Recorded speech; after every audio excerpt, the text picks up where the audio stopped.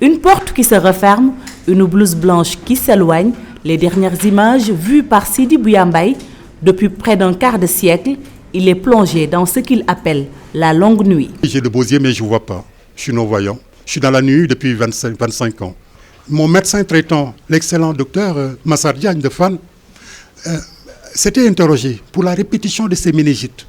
Qui était en France, on a vu la brèche qui était sous les deux nerfs responsables de l'odorat. Octobre 1990, le jeune enseignant de lettres perd la vue mais garde espoir. Son destin, il le prend très tôt en main. J'ai été donc parallèlement aux études, je vous avais dit que je faisais un peu de la représentation commerciale dans la relation professionnelle pédagogique dans une structure de la place. Sa condition de non-voyant assumée, Sidi est actuellement chargé de l'information, du protocole et de l'accueil d'une structure. Il a fait ses preuves. J'accueille toutes les papes qui viennent, la pape et la personne affectée par le projet.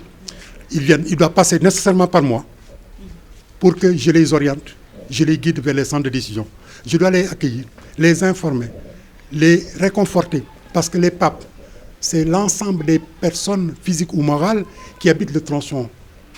Sur le tronçon de l'autoroute à péage, qui doivent être déplacés. Sidi Bouya ne finit jamais d'épater son monde. Il est romancier.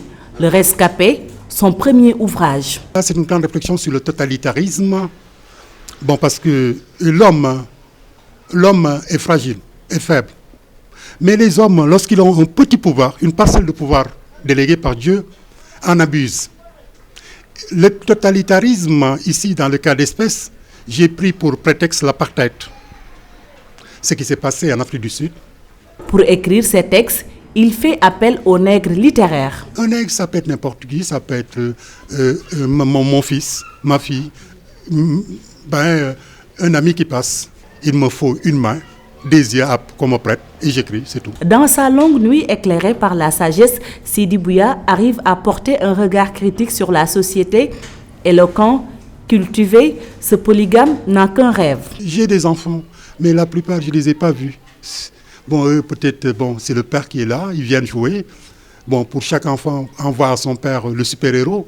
Mais, écoutez, voilà, moi, je ne les ai jamais vus. Je les aime bien, mais je ne les ai jamais vus. J'aimerais bien les voir. Voir le soleil couchant. Ce rêve, il n'y renoncera jamais. En attendant, ses mains lui en disent un peu plus sur ce visage d'ange, visage de sa tendre Aminata Mbaye, qui rappelle un certain Sidi Bouya Mbaye. C'est étonnant, mais j'essaie de la décrire. On se ressemble. C'est vrai en plus. Non. À partir du site, on a décrit.